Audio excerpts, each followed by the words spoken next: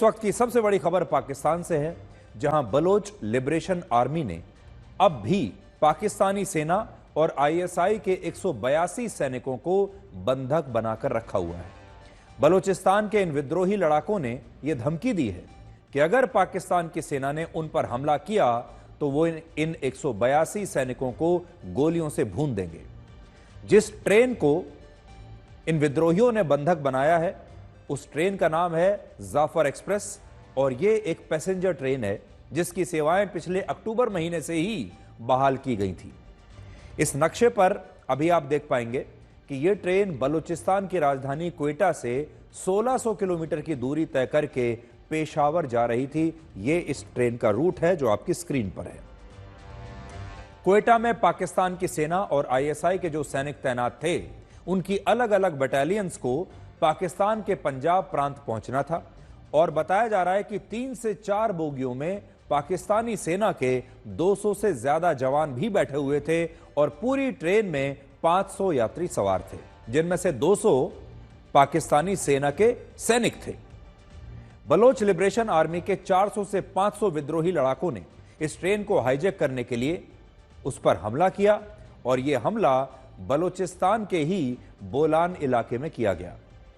यह इलाका बहुत पथरीला इलाका माना जाता है और यहां पर कुल मिलाकर 17 सुरंगें हैं, जिनके कारण ट्रेन की स्पीड बहुत कम हो जाती है और बलूचिस्तान के विद्रोही लड़ाकों ने इसी बात का पूरा फायदा उठाया।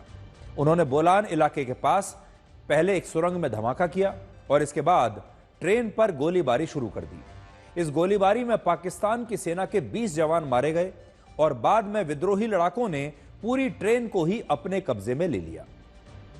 अब भी यह ट्रेन बोलान पास की एक सुरंग में खड़ी है और पाकिस्तान की वायुसेना ने मदद के लिए अपने हेलीकॉप्टर्स इस इलाके में भेजे हैं, लेकिन वो भी अभी तक बंधकों को छोड़ा नहीं पाए हैं। तस्वीरों में आप पाकिस्तानी एयरफोर्स के इन हेलीकॉप्टर्स को देख सकते हैं।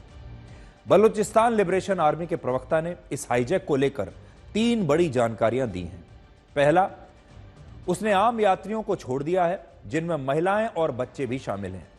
दूसरी बात, पाकिस्तान की सेना ने इस ट्रेन की निगरानी करने के लिए एक ड्रोन वहां पर भेजा था जिसे बलोच लिबरेशन आर्मी ने नष्ट कर दिया है, यानी मार गिराया है।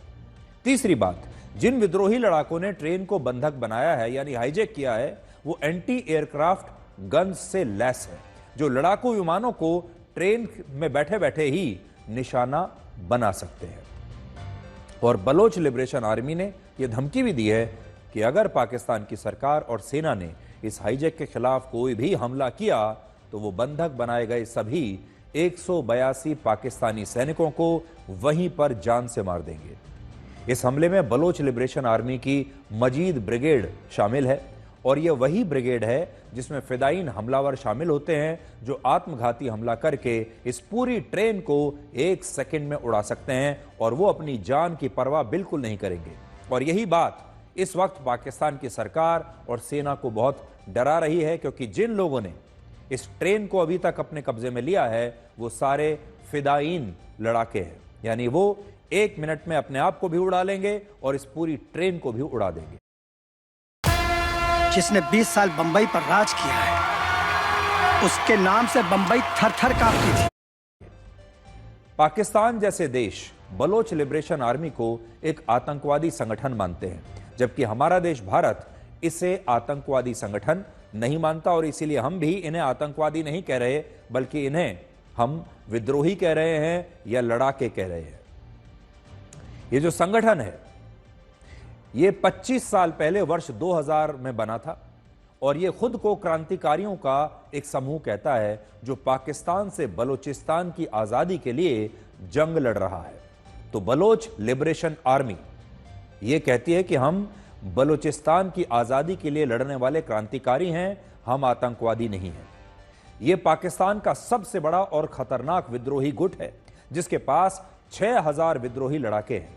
नई पीढ़ी के रॉकेट लॉन्चर्स हैं, यानी मॉडर्न हथियार हैं।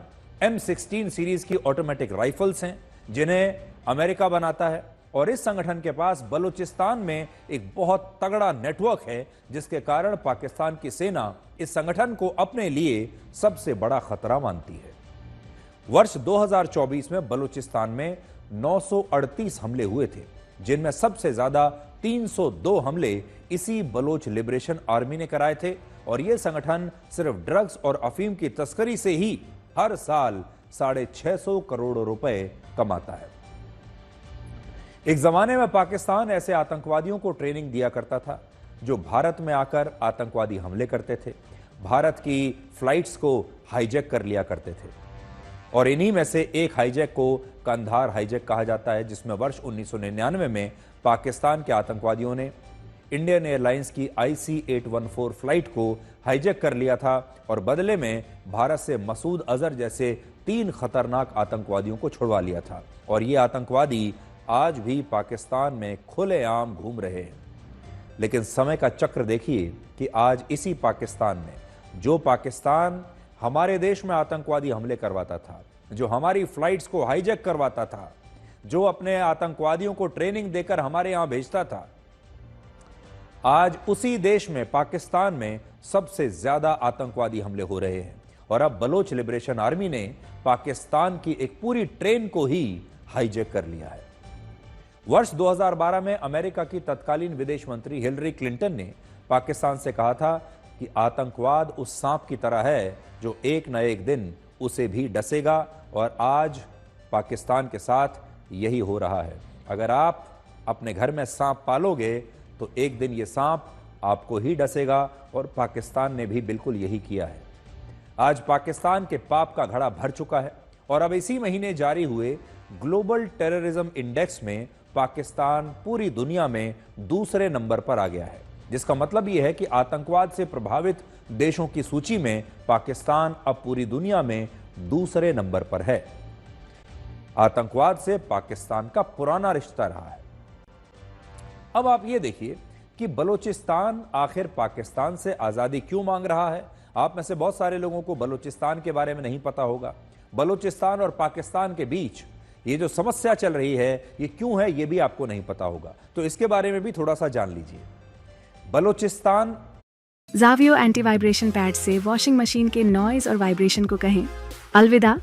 अब आप प्रांत दक्षिणी पाकिस्तान और ईरान की सीमा पर स्थित पाकिस्तान का सबसे बड़ा प्रांत है। आप कह सकते हैं पाकिस्तान का सबसे बड़ा राज्य है और प्राकृतिक संसाधनों के मामले में यह पाकिस्तान का सबसे अमीर और समृद्ध प्रांत है। यहां पर तांबा है, गैस है, कोयले के बड़े बड़े भंडार हैं।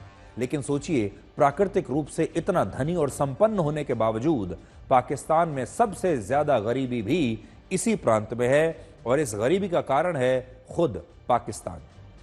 इस प्रांत में पाकिस्तान ने विकास होने ही नहीं दिया। आज से 1400 वर्ष पहले यह इलाका मकरान नाम से लोकप्रिय था और इस इलाके पर सिंध के राय राजवंश का नियंत्रण था। यह बात उस समय की है जब इस इलाके में इस्लाम धर्म नहीं पहुंचा था और उस वक्त यहां ज्यादा आबादी या तो हिंदुओं की हुआ करती थी या बौद्ध धर्म के लोगों की थी। तो इसलिए यह बात याद रखिएगा कि बलूचिस्तान वो इलाका है जहां पर ज्यादातर हिंदू या बौद्ध रहा करते थे, इस्लाम यहां पर नहीं पहुंचा था।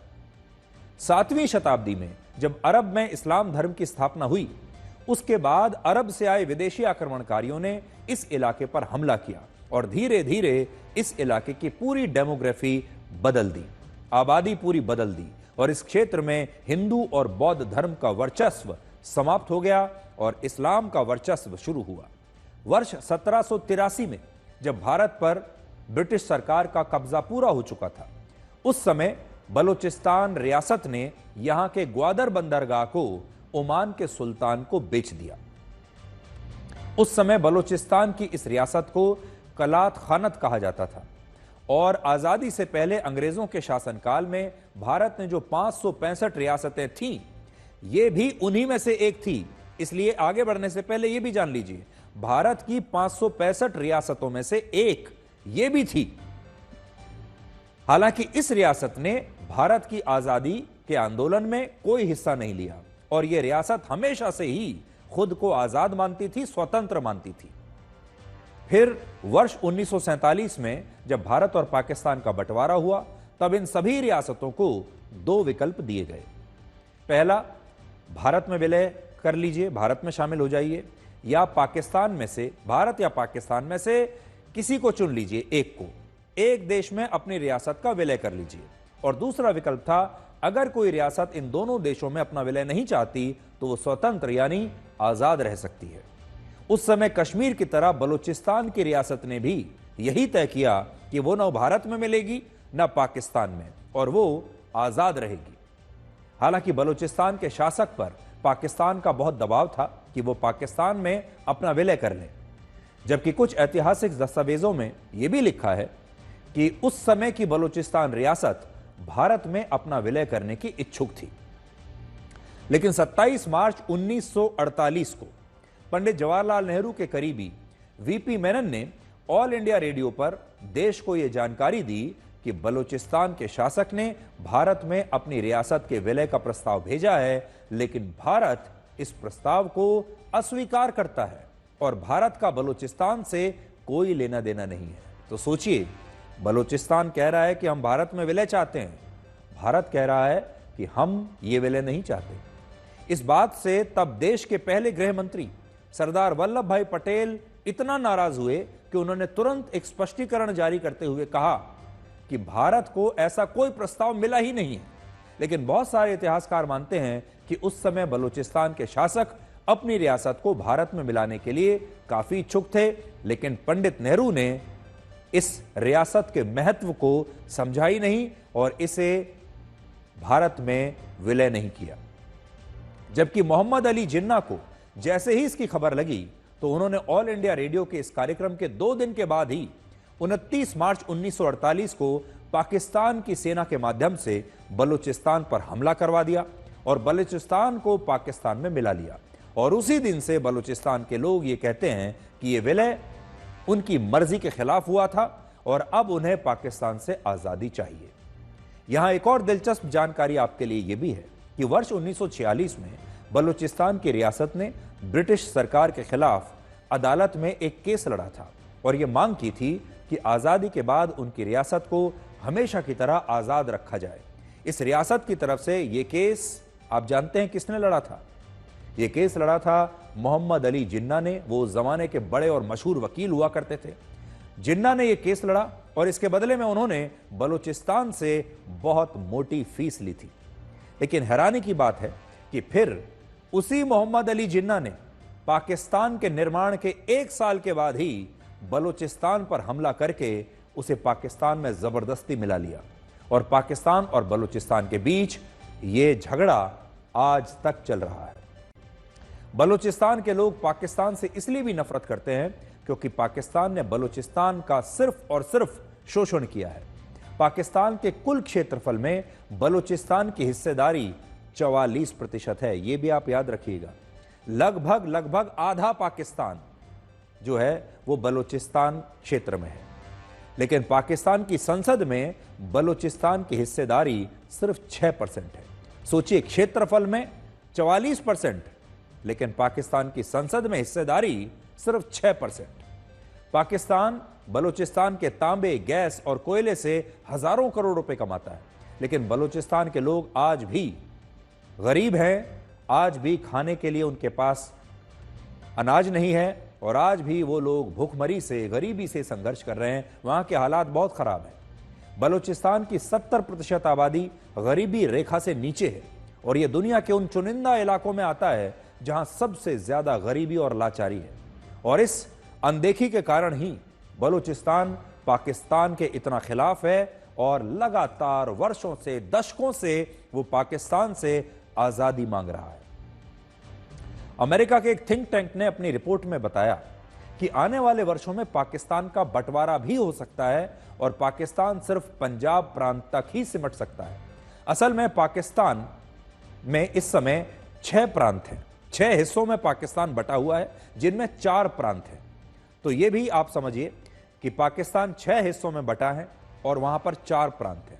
पहला है प्रांत पंजाब, दूसरा है सिंध, तीसरा है खैबर पख्तूनख्वा और चौथा है बलूचिस्तान। ये 4 प्रांत है और पाकिस्तान की आधी से ज्यादा आबादी यानी 53% लोग अकेले पंजाब प्रांत में रहते हैं और यह उनका सबसे संपन्न प्रांत माना जाता है।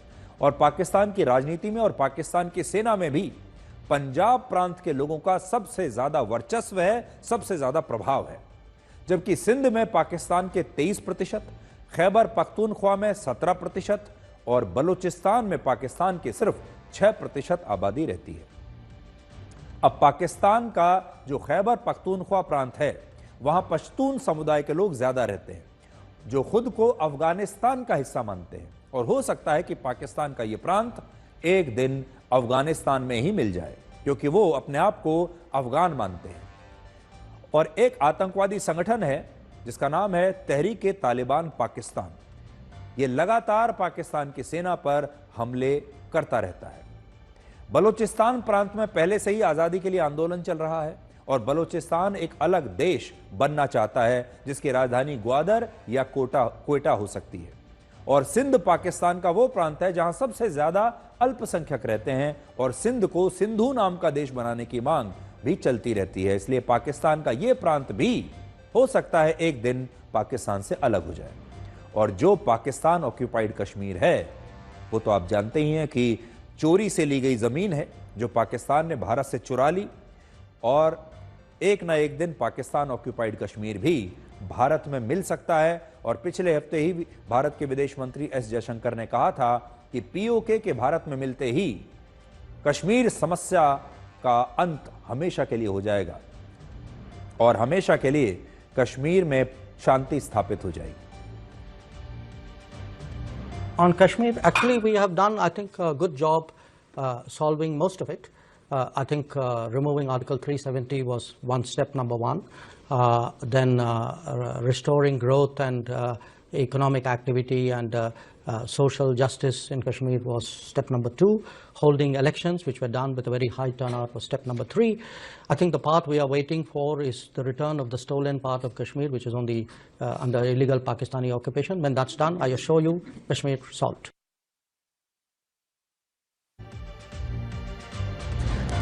तो आज हमने आपको ये तो बता ही दिया कि पाकिस्तान में जिस ट्रेन को हाईजैक किया गया है, ये कितनी बड़ी खबर है। उस ट्रेन में अब भी लगभग 182 के आसपास पाकिस्तानी सेना के जवान मौजूद हैं। और हमने आपको ये भी बताया कि बलूचिस्तान की समस्या कितनी बड़ी है पाकिस्तान में, और पाकिस्तान के कई प्रांत ऐसे हैं जो आज भी पाकिस्तान से अलग होना चाहते हैं। अब हम आपको ये बताएंगे कि क्या हम